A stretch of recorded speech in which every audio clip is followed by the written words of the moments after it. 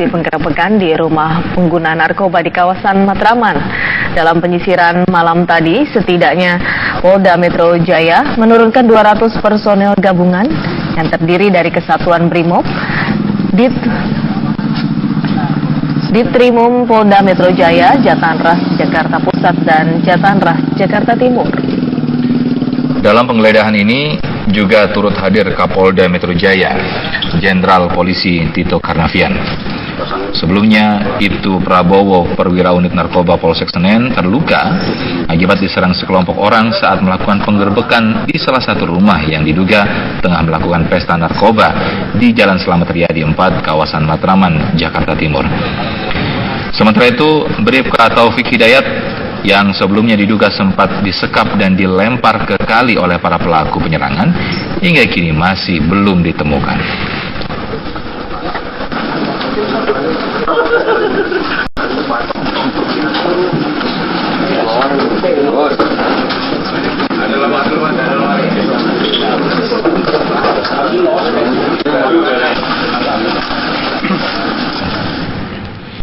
Melakukan penggerebekan narkoba, sejumlah anggota polisi dianiaya oleh sejumlah tersangka narkoba di kawasan Slamet Riyadi 4, Matraman, Jakarta Timur.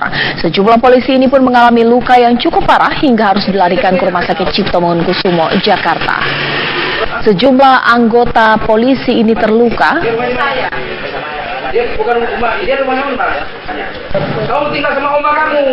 Sejumlah polisi ini terluka hingga harus dilarikan. Sejumlah anggota polisi terluka saat melakukan penangkapan bandar narkoba di kawasan Slamet Riyadi, Matraman, Jakarta Timur. Saat melakukan penangkapan, warga teriak minta tolong hingga terjadi pengeroyokan polisi oleh warga sekitar.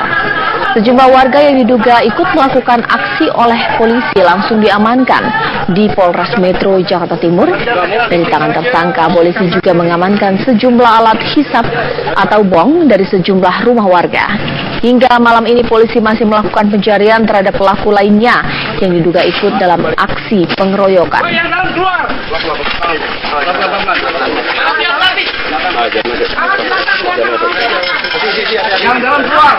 ya.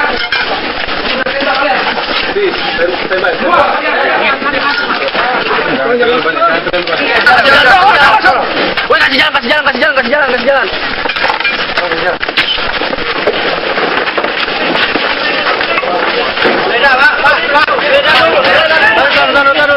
Belum digeledah.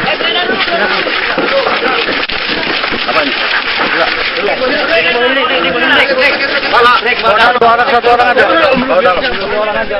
Penangkapan penggerebekan terkait informasi narkoba, kemudian sebagian tersangka melakukan penyerangan sehingga ada 2 anggota luka dan sekarang sudah kita rawat di RCM. Untuk penyerangannya seperti kalau kita lihat dari lukanya terjadi pengeroyokan ya, baik benda tajam maupun benda tumpul terhadap 2 anggota kita, Kanit narkoba Polsek Senen dan 1 anggotanya. Jumlah anggota Pak, jumlah pelakunya berapa? Sedang kita dalami nanti dari keterangan saksi-saksi, tapi lebih dari 5 orang. Penggerebekan dan juga penganiayaan terhadap aparat kepolisian di Matraman, Jakarta Timur. Saat ini sudah ada rekan Paramita Dwi yang siap mengabarkan informasi terkini di sana. Silakan Paramita.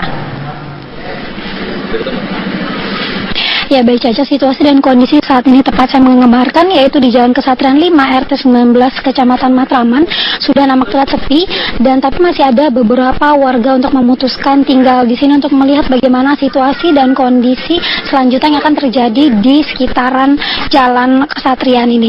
Dan memang tadi sekitar pada pukul 8 malam pihak kepolisian sempat menyisir di sekitar Jalan Kesatrian ini dengan cara memasuk ke rumah warga, salah satu rumah warga dengan cara membongkar atap dan juga mencari di mana persembunyian para pelaku kejahatan yang dilakukan pada sekitar pukul 15.30 tadi.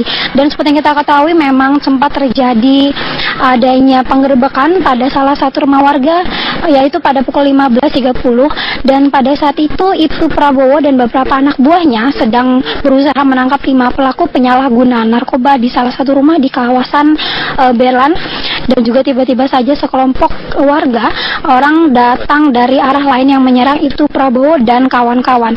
Mereka membawa senjata tajam dan langsung membacok polisi yang tengah menggerebek pada pukul 15.30 tersebut.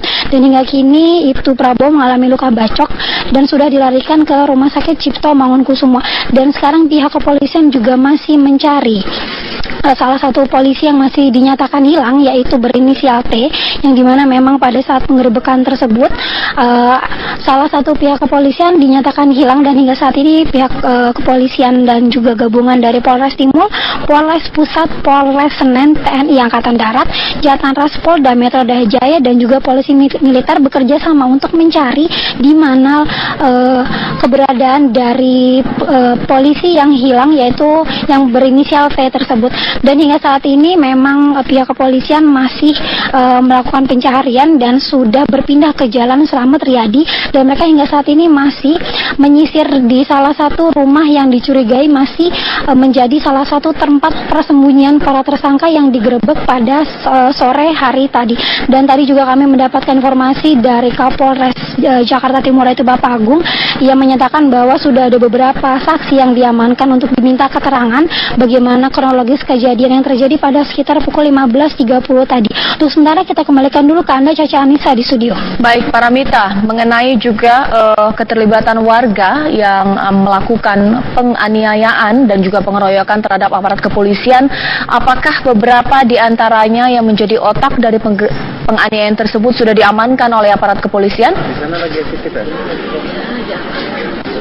Ya baik Caca, hingga saat ini kami belum mendapatkan informasi apapun dari pihak kepolisian terkait, dikarenakan mereka masih mencari tersangka dan juga masih meminta keterangan dari beberapa saksi yang sudah dibawa ke pihak kepolisian untuk mencari tahu bagaimana kronologi sebenarnya yang terjadi pada pukul 15.30 tadi, Caca.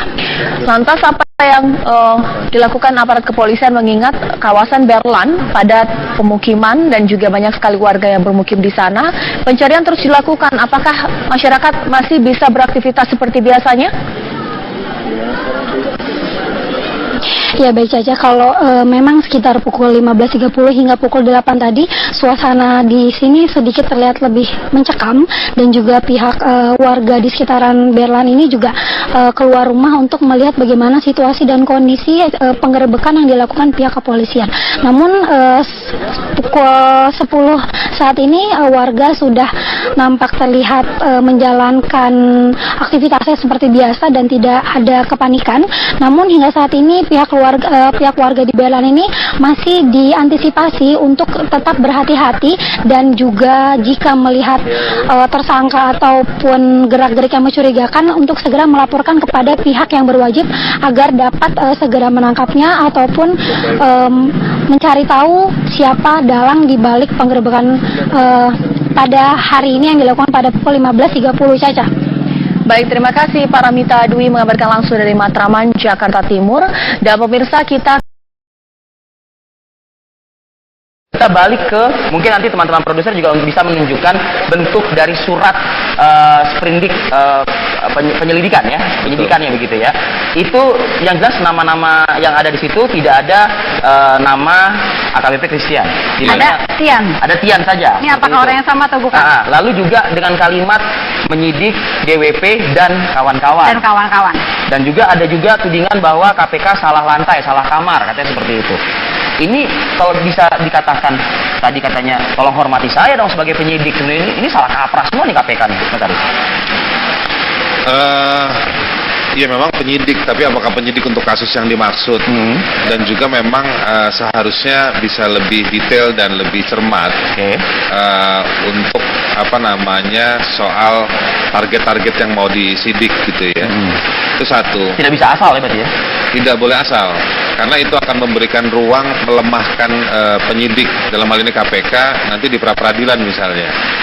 Gitu, ya kan? Mas Haris, artinya kalau ada surat perintah penyidikan dari KPK dan memerintahkan nama-nama sebanyak 13 nama dari KPK untuk datang dan tidak ada nama Christian di situ, artinya apa?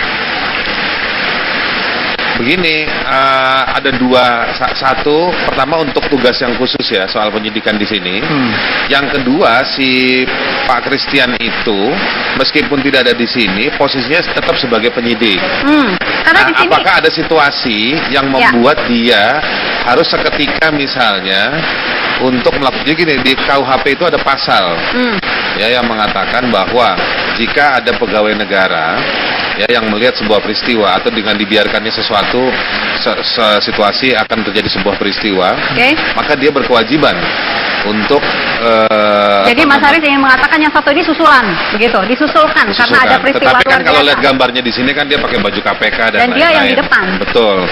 Nah, kalau hanya pada surat itu saja, memang namanya tidak ada kan, tidak jelas, tidak jelas. Jadi memang di sini saya boleh bacakan nggak Mas Haris? Di sini ada 13 nama ya, mulai dari Ronaldi, Erwin Sinaga, Rufrianto dan lain-lain. Ada Nando, Heri, Edward, Zulkarnain, Mars Valentino, Tian Septiadi, Ari Palopo, Eko Prasetyo, Surya Tarmiani dan Muji Hadi. Itu 13 orang. Nah, tidak ada nama Christian di situ. Ini salah satu dipermasalahkan oleh pimpinan KPK juga. Betul. Begini deh, intinya pokoknya begini. Kita tidak bisa dari gambaran tadi ya, cuplikan tadi, surat ini dan lain-lain, saya menduga ada kesalahan kolektif di antara sejumlah institusi ini. Gitu. Lah surat ini kan surat KPK, kok disalahin institusi DPR juga, Mas? Bukan, karena begini, bukan salahnya DPR memang, tetapi DPR dalam ukuran-ukuran tertentu tidak boleh kayak berhadapan-hadapan di lapangan seperti ini. Frontal seperti ini.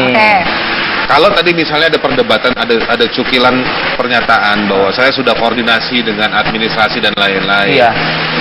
Yang standarnya saling mengetahui atau tidak. Misalnya pihak DPR seketika melakukan atau sudah tahu belum? Oke, KPK mau secara nggak langsung Anda mempertanyakan sikap pimpinan DPR yang tidak mengetahui bahwa surat sudah dikirimkan ke Sekjen. Betul, kan harusnya tidak menghadang seperti ini. Oke, ada senjata, tunggu dulu, kasih saya 10 menit. Saya telepon dulu Sekjen. Ya kan, saya cek dulu rumah tangga saya. Anda tahu tidak bahwa KPK mau masuk? Oke. Tindak pidana ada macam-macam ketika penegak hukumnya datang. Seketika ada tindak pidana, maka seketika itu juga penegak hukum datang. Kalau seketika itu tidak terjadi sesuatu, ya kan, maka prosedurnya dipenuhi atau tidak. Oke, tanya juga ke pihak seberang KPK. KPK punya prosedur tidak untuk situasi seperti ini. Lalu argumentasinya apa? Butuh waktu memang, tetapi makin tinggi orang yang terlibat, misalnya seperti Fahri Hamzah, dia kan wakil ketua DPR, gitu. Harusnya tidak apa namanya menghadang di lapangan. Betul kata Pak Mahfud. Itu justru dia sendiri membuka ruang untuk menurunkan kredibilitasnya lembaga ini berhadapan dengan seorang AKBP, ya kan, yang sedang mau melakukan tindakan seketika. Nah, jadi menurut saya harusnya ada saling cek ke atasannya atau ke rumah tangganya masing-masing untuk kemudian koordinasi. Berarti gitu. ini bisa dilakukan juga oleh penyidiknya begitu ya. Ketika ada masalah bisa langsung telepon ke pimpinan KPK. Betul. Bahwa di lapangan ada masalah dan harus bagaimana gitu. Sekarang begini, bayangkan situasinya buruk. Ya. Bahwa penyidik KPK kenapa bawa Brimob? Karena situasinya begini. Baik. Tiba-tiba di lapangan diusir. Oke, dengan argumentasi ini gedung DPR. Saya mau bilang nggak hanya gedung DPR, semua wilayah di Indonesia tidak boleh semena-mena orang bawa senjata masuk ke dalam wilayah itu. Ketika mereka masuk, justru mereka yang dipancing. Ada perlawanan. Kan kesian juga nih para penyidik KPK-nya. Dan kemudian kalau terpancing emosi itu boleh ditembakkan juga nggak boleh juga kan? Terakhir saya mau bilang, saya khawatir jangan sampai ini semua jadi panggung-panggung heroisme aja. Oke, kita lanjutkan nanti. Pak Mahfud masih bersama kami ya? Ya, Pak Mahfud. Satu hal Pak Mahfud, ini berangkat dari pernyataan Anda dan juga Mas Haris Azhar tadi. Saya melihatnya atau mungkin publik jangan-jangan berspekulasi seperti ini. Apakah ini bentuk kinerja perdana komisioner KPK yang sama sekali tidak memantau, mengawal, begitu loh. Pertanyaan saya seperti itu Pak Mahfud, karena dari surat administrasi saja sudah banyak tanda tanya di situ, yang memimpin penyidikan juga tanda tanya juga di situ. Nih, apakah memang seperti ini nih hasil karya komisioner KPK yang baru? Ya, menurut saya betul itu Fadil ya, bahwa itu kurang teliti karena komisionernya baru. Harus diketahui bahwa operasi tangkap tangan ini tentu pemantauannya oleh KPK itu secara sistematis dan sistemik itu sudah dilakukan jauh sebelum munculnya komisioner yang baru ini. Sehingga komisioner yang baru itu sudah merasa sesuatu yang dilakukan sebelumnya itu sifatnya sudah given, lalu dia tidak teliti lagi, dan itu pasti kekeliruan teknis administratif, sehingga kata Januari misalnya ditulis Jakarta dan sebagainya, itu saya kira hanya kekurang telitian. Tapi dari sudut substansi saya kira tidak ada masalah. Oleh sebab itu harus menjadi pelajaran ke depan bahwa setiap titik, koma, kata dan kalimat dari setiap surat yang keluar dari KPK itu harus dibaca betul sebelum ditandatangani. Karena benar kata Fahri Hamzah, ada 3 asas yang harus diperhatikan di dalam mengeluarkan surat-surat hukum itu. 1, lex serta, jelas objeknya apa, yaitu penggeledahan. Yang kedua, lex scripta, harus tertulis di mana yang dia dilakukan, kemudian siapa yang melakukan. Kemudian juga lex stricta, terbatas.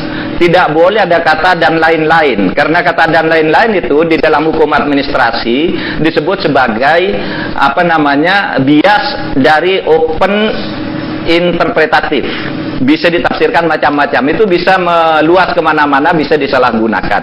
Oleh sebab itu ke depan saya kira tinggal perlu diisi. Saya tidak melihat ada kekeliruan yang oleh KPK sangat fatal dilakukan. Itu hanya soal-soal sangat teknis, tetapi juga tetap harus diperhatikan untuk perbaikan ke depan. Yang kedua, tentu itu sangat penting diperhatikan karena tidak boleh ada upaya menghalang-halangi orang melakukan tindakan hukum terhadap satu dugaan atau sangkaan tindak pidana. Nah, kalau prinsip itu disadari dan disepakati untuk diatur bersama, saya kira ke depan lebih gampang.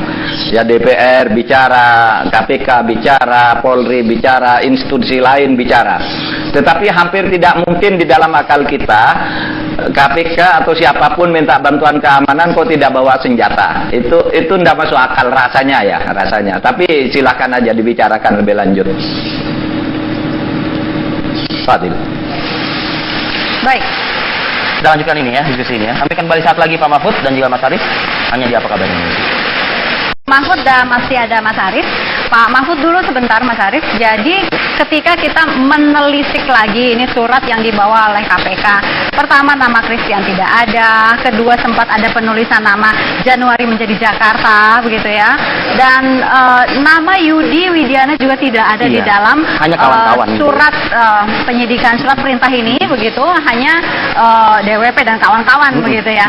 Ini ada beberapa hal yang mungkin harus dibenahi. Tadi Pak Mahfud mengatakan memang harus ditelisik lagi satu-satu sebelum dikirimkan, harus dibaca kembali satu-satu sebelum dikirimkan. Nah, kalau semua orang sudah merasa benar, semua pihak sudah merasa benar, KPK sudah merasa benar, pihak DPR juga sudah merasa benar, lalu bagaimana ini Pak Mahfud? Untuk yang sudah terjadi, saya kira sudah tidak ada masalah, kan sudah selesai. Untuk yang sudah terjadi ya, penggeledahan sudah dilakukan, peristiwanya sudah terjadi, dan kita mungkin agak malu juga seorang pimpinan lembaga negara dibentak-bentak oleh seorang AKBP, dan AKBP-nya merasa bekerja atas nama undang-undang kan. Nah, yang sudah terjadi ya sudahlah, tetapi kan masih banyak langkah ke depan. Ada prinsip-prinsip yang harus diperhatikan. Pertama, sebelum KPK komisioner itu menandatangani surat keluar, itu supaya hati-hati betul. Asas lex scripta dan asas lex scripta itu harus jelas bahwa ada batas-batas tertentu yang boleh dilakukan oleh petugas. Yang kedua, kalau mau minta bantuan ke tempat-tempat tertentu, bantuan pengamanan, apakah perlu membawa senjata atau tidak, juga itu kan KPK bisa minta gitu. Karena aturannya kalau tidak diminta kan tidak bisa gitu. Itu yang saya tangkap dari pernyataan Kapolri dan penjelasan Ketua KPK Pak Agus, bahwa saya kan minta, ada sopnya bahwa boleh minta, tapi Kapolri mengatakan ya sopnya bagaimana, apa suruh bawa senjata apa tidak. Nah itu nampaknya yang kosong, yang tidak diatur. Jadi ke depan itu harus diatur gitu. Nah, prinsip berikutnya, siapapun tidak boleh menghalangi orang yang sedang melakukan tugas penegakan hukum gitu. Siapa saja. Nah itu juga harus diperhatikan sehingga ketika treatment sesuatu di lapangan harus tetap memperhatikan asas itu. Jangan sampai kita dibuat malu oleh peristiwa yang seperti terjadi kemarin antara Christian dan Pak Fahri Hamzah itu. Itu aja, Indi, Fadil. Baik, Pak Mahfud. Saya ke Mas Haris Azhar. Mas, dua hal Mas. Ini kita bicara soal sosok Fahri Hamzah.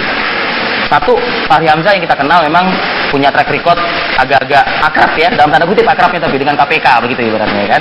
Nah yang kedua, ini yang disasar adalah bisa jadi ini rekan sejawat partai begitu kan. Yudi Widiana kan dari PKS, pimpinan Komisi 5, dan ini terjadi memang di lantai Yudi Widiana seperti itu. Anda lebih melihatnya yang mana? Yang satu atau yang kedua ini gitu? Ya, dua-duanya susah dihindari juga.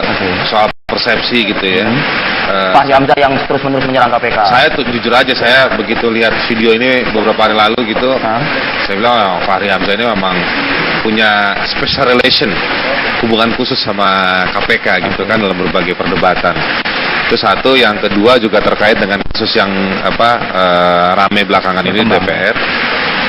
Mungkin sedikit banyaknya juga dalam konteks seperti itu. Baik sebagai fungsional, dia sebagai wakil ketua DPR, dia dari PKS juga gitu ya. Nah, saya tidak tahu detailnya bagaimana, itu ya nunggu KPK berproses lah ya. Tapi menurut saya persepsi publik memang susah dihindari bahwa Fahri Hamzah ini sangat getol dan sangat kritis terhadap KPK. Jadi bahkan sampai ke soal senjata pun dia mengkritisi itu sendiri. Mencari-cari atau memang mengkritisi? Saya pikir dua-duanya, ini bukan soal pilihan. Dia mungkin pandai menemukan celah itu, dan dia menggunakan itu sebagai bahan kritiknya juga. Baik, Mas Haris.